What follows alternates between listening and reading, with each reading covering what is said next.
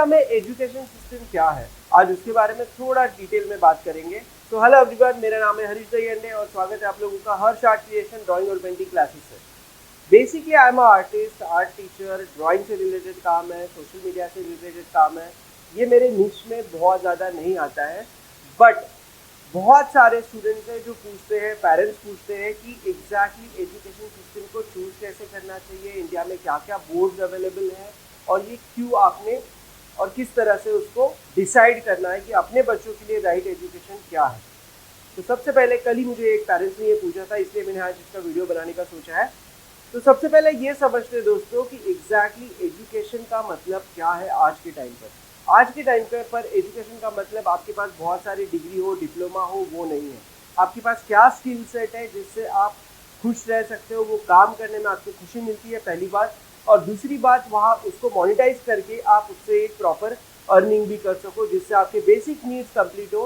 But it's not only money oriented, वहाँ पर society का सोशल कॉज, किसी का बेनिफिट होना चाहिए। बेसिकली पैसे कमाने के लिए किसी का नुकसान हो उस तरह से काम नहीं करना चाहिए। It should be a social cause की वहाँ से किसी को बेनिफिट हो रहा है। बेसिकली इज अ ट्रांजैक्शन, आपके पास कोई स्किल है, वो ट्रांजैक्शन आप सामने वाले को दे रहे हो और उसके बदले वो आपको पैसे दे रहा है, या तो जो भी सर्विस आपकी है वो सर्विस प्रोवाइड कर रहे हो, प्रोडक्ट प्रोवाइड कर रहे हो और उससे आपको एक रेवेन्यू जनरेट हो रहा है। ये तो हो गया एक इस बारे में कि एग्जैक्टली डिग्री क्यों जरूरी नहीं है। और आज के ज़माने में बिकॉज देखो सब कुछ ऑनलाइन हो गया है, एंड जो बंदा बहुत ज़्यादा सीखा हुआ नहीं है, उसको बेसिक एजुकेशन लिया है या एजुकेशन नहीं भी लिया है बट उसने कोई स्किल एक्वायर कर ली है, तो that person can go on A next level. जैसे आप लोगों ने सुना होगा बहुत सारे अभी चाय के फ्रेंचाइजीज आउटलेट खुले हैं, not only in India, abroad भी।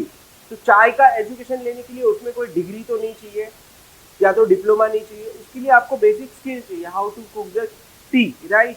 एग्जैक्टली उस तरह से आप लोगों को सोचना होगा आज के ज़माने में, अगर सच में लाइफ में कुछ आगे बढ़िया करना है। तो बहुत अच्छे से किसी ने कहा है कि पिछले 20 साल हम लोगों के इसमें गए कि मशीन को ये सिखाते हुए, कि ह्यूमन बीइंग को ये सिखाते हुए कि वो मशीन की तरह कैसे काम करे, और अगले 20-25 साल हम लोगों के इस तरह से जाने वाले हैं कि मशीन को हम लोग सिखाएंगे कि ह्यूमन बीइंग की तरह किस तरह काम करे।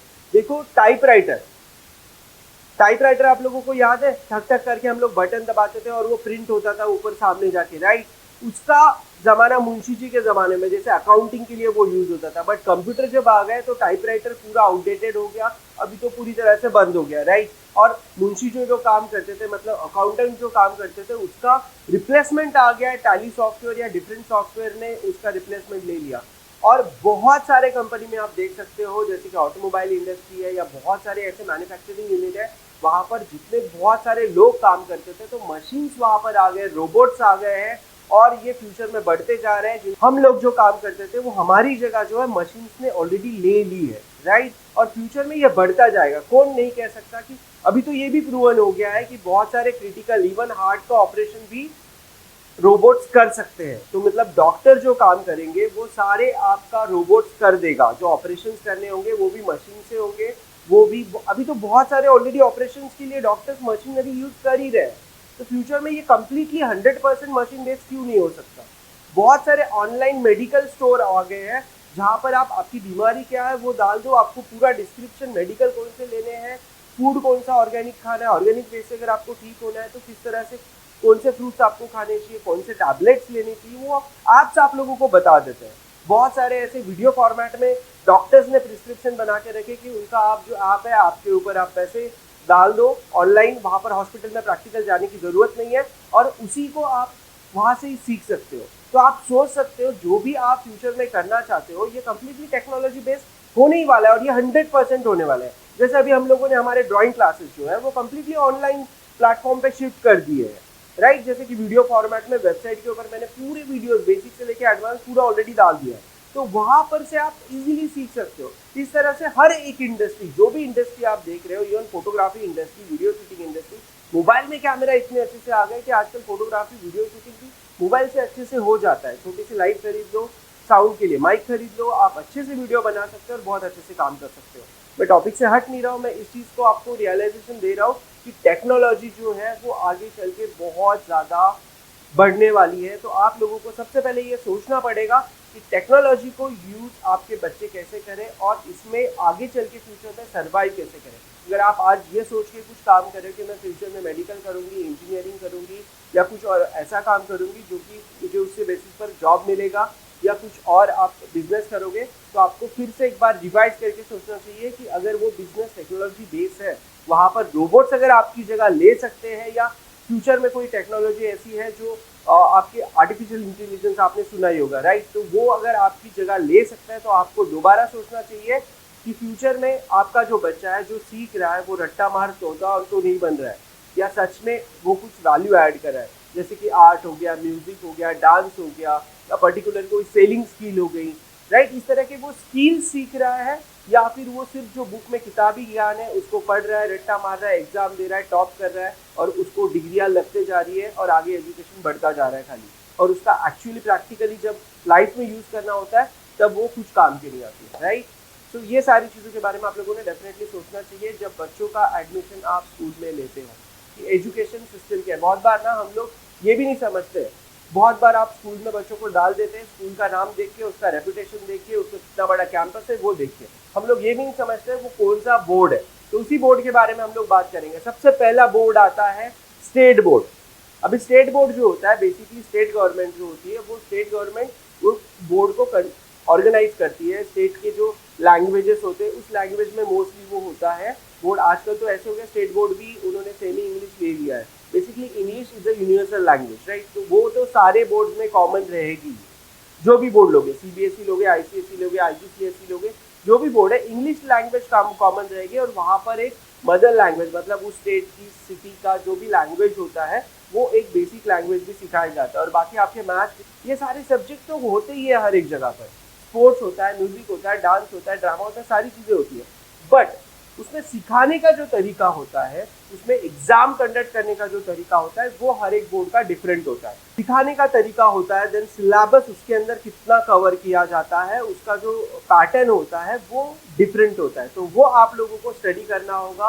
आपको अभी से ये डिसाइड करने का बहुत ज़्यादा ज़रूरी है कि फ्यूचर में हमारे बच्चों के लिए एग्जैक्टली कॉम्पिटिटिव एग्जाम क्रैक करनी है, या कोई स्किल बेस्ड एजुकेशन लेना है, या खुद का बिजनेस डालना है, उस पॉइंट ऑफ व्यू से भी आप बोर्ड्स के बारे में सोच सकते हो। हाँ, कुछ बोर्ड ऐसे भी है जो थोड़े से कॉस्टली है कंपेयर टू स्टेट बोर्ड या सीबीएसई बोर्ड, पर फिर भी आप लोगों ने उसके डीप में जाना चाहिए। एटलीस्ट अंडरस्टैंडिंग होना चाहिए कि ये बोर्ड हम लोग के बच्चों के लिए क्यों जरूरी है, या तो वो चूज क्यों करना है। ओके, तो सबसे पहले मैंने बताया था स्टेट बोर्ड। स्टेट बोर्ड में जो है बेसिक सिलेबस होता है, वो भी काफ़ी history, geography, physics, chemistry, math, ये सारे सब्जेक्ट उसमें होते ही है। मराठी अगर महाराष्ट्र में सीख रहे हो तो मराठी में होगा, तमिल में सीख रहे हो तो तमिल लैंग्वेज में होगा, कहीं और सीख रहे हो तो हिंदी, गुजराती, अलग अलग लैंग्वेज में वो स्टेट बोर्ड होता है। वो भी एजुकेशन अच्छा है, उसमें प्राइमरी, सेकेंडरी, हायर सेकेंडरी सब कुछ कवर हो जाता है।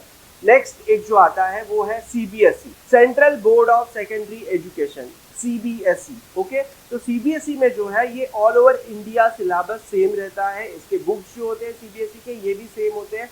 इसकी एग्जाम भी जो होती है सेंट्रल गवर्नमेंट जो होता है, मतलब दिल्ली में जो गवर्नमेंट है, सेंट्रल गवर्नमेंट, वहाँ से वो एग्जाम सारी क्रिएट किए जाते हैं। हर एक का बोर्ड होता है, education department is completely different from other department, right. उसी तरह से सेंट्रल बोर्ड जो होता है ऑल ओवर इंडिया में इसका सिलेबस सेम होता है। इंग्लिश लैंग्वेज में ये पूरा सिलेबस रहेगा। और ये जो बोर्ड है इसके बारे में और डिटेल में अगर आपको जानना है तो प्लीज कमेंट में लिखिएगा। ये जो बोर्ड है सीबीएसई, इसमें स्टेट बोर्ड के कंपैरिजन में थोड़ा और एक्स्ट्रा का सिलेबस रहेगा। यहाँ पर हो सकता है कि आपको जो स्कूल्स रहेंगे वो थोड़े से प्राइवेटाइजेशन भी हो चुका है, तो वहाँ पर स्कूल थोड़े अच्छे भी मिल सकते हैं, जैसे कि वहाँ पर स्पोर्ट कॉम्प्लेक्स अच्छे से होगा, ग्राउंड अच्छे से होगा, या आर्ट या म्यूजिक के लिए अलग से टीचर होगा, जो कि स्टेट बोर्ड में बहुत कम देखा जाता है। क्योंकि कुछ स्टेट ऐसे हैं जिन्होंने स्टेट बोर्ड बहुत अच्छे से किया है, बट बहुत कम इंडिया में स्कूल्स है स्टेट गवर्नमेंट के जो बहुत हाई लेवल पे है, जैसे कि ग्राउंड, या फिर वहाँ पर particular art teacher, music teacher, drama teacher, ये सारे स्टेट बोर्ड के स्कूल में नहीं होता, पर बहुत सारे सीबीएसई के स्कूल में आप लोगों को ये देखने मिलेगा। तो वो एक फैक्टर आप चेक कर सकते हो। और फ्यूचर में कॉम्पिटिटिव एग्जाम अगर बच्चों को देना है, जैसे कि मेडिकल इंजीनियरिंग एंट्रेंस एग्जाम जो होते हैं डिफरेंट टाइप के, या गवर्नमेंट के एंट्रेंस एग्जाम होते हैं, वो अगर क्रैक करना है तो स्टेट बोर्ड या सीबीएसई बोर्ड बहुत ज़्यादा अच्छा है। इवन आईसीएसई बोर्ड भी बहुत अच्छा है। आईसीएसई का जो लॉन्ग फॉर्म है वो है Indian certificate of secondary education. Okay, तो ये जो बोर्ड है ये भी बेसिकली कैम्ब्रिज का ये बोर्ड होता है।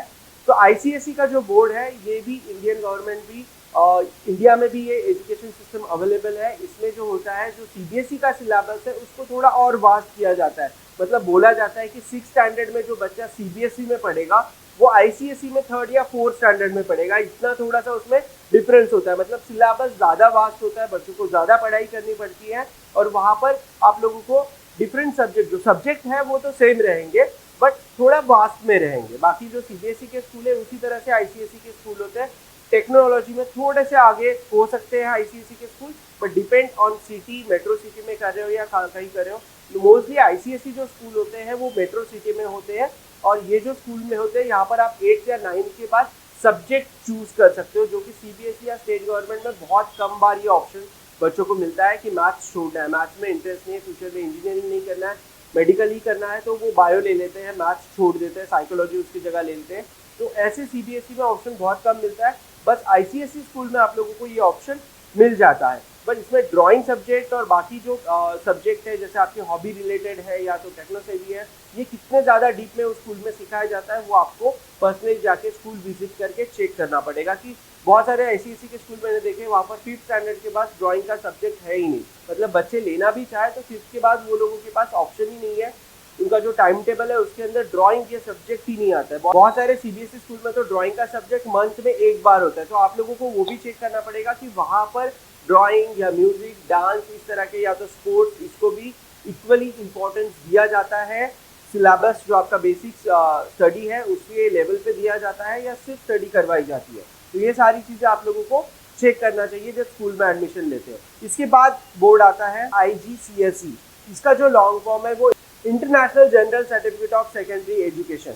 ये जो सिलेबस है, इसका जो सिलेबस होता है बोर्ड का वो बहुत ही अच्छा होता है। इसमें थ्योरेटिकल आपको तो बहुत सारी चीज़ें करनी होती है बट प्रैक्टिकली भी आप लोगों के सेमेस्टर वाइज एग्जाम होते हैं या उसमें 6 semester 5 semester, depend on school structure और उन्होंने क्या सिलेबस फॉलो करें।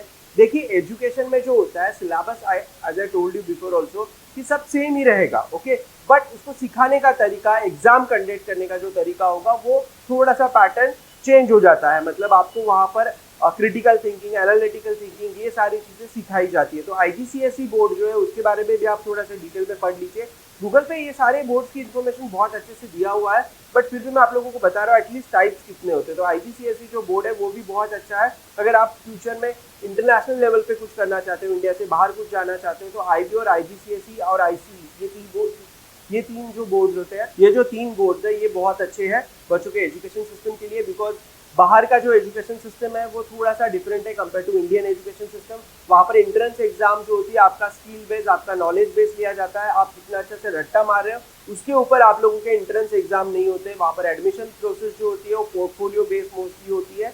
ऐसे नहीं कि आपने रिटर्न पेपर लिख दिया या ऑनलाइन पेपर सॉल्व कर लिया और आपको वहाँ पर एडमिशन कर लिया, नहीं। जो आपका काम होता है रिलेटेड टू द फील्ड, जैसे डिजाइन फील्ड में जाना है तो आपको प्रॉपर पोर्टफोलियो बना के ऑनलाइन सबमिट करना होता है। उनकी जो मार्क्स होते हैं आपके 8 से लेके 12 तक के मार्क्स होते हैं, कौन कौन से सब्जेक्ट थे, वो सारे आप लोगों को वहाँ पर दिखाने होते हैं। तो बाहर के एजुकेशन सिस्टम का जो एडमिशन प्रोसेस है वो कम्प्लीटली डिफरेंट है। बट अगर इंडिया में एंट्रेंस एग्जाम क्रैक करने का प्लान है तो आईजीसीएसई, आईबी बोर्ड उतना ज़्यादा सपोर्ट नहीं करता है frankly, this is according to my knowledge. Because वहाँ पर रट्टा मार की जो प्रोसेस होती है, मतलब लर्न करना, किताबी कीड़ा हम जिसको बोलते हैं कि एक बार पढ़ लिया और वो लर्न हो गया, वो प्रोसेस थोड़ी सी कम होती है। वहाँ पर आप लोगों को ज़्यादा सोचना कैसे है, किसी चीज़ को हैंडल कैसे करना है, अगर ये होता है तो ये क्यों होता है, ये आईबी में और आईजीसीएसई और आईसीई बोर्ड में देखा जाता है। तो आईसीई जो बोर्ड है वो भी इंटरनेशनल कैम्ब्रिज बोर्ड होता है। वहाँ पर भी आप लोगों को जो सिलेबस है रट्टा मार प्रोसेस कम है और थेरोटिकल से ज़्यादा प्रैक्टिकल वहाँ पर नॉलेज आप लोगों को ज़्यादा देता है। इसके बाद और एक बोर्ड आता है that is IB board. IB board का जो लॉन्ग फॉर्म है वो इंटरनेशनल बैकलॉरेट, ये जेनेवा से है। यहाँ पर आप लोगों को जो है, इसके इंडिया में भी बहुत सारे स्कूल आ गए हैं compare to the state board, CBSE board से। एजुकेशन थोड़ा सा महंगा है बिकॉज उसमें एक्चुअल में उतनी फैसिलिटी भी वो लोग देते हैं। जो एजुकेशन सिस्टम है ये कम्प्लीटली डिफरेंट है compare to state board.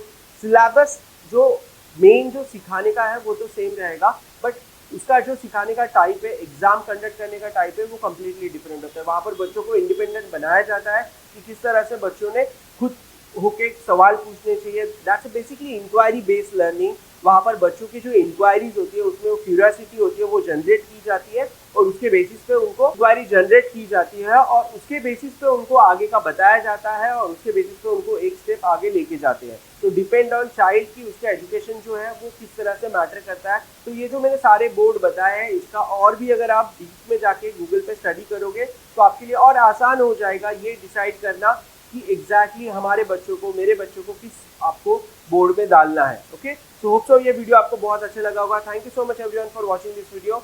Bye for now and see you in the class.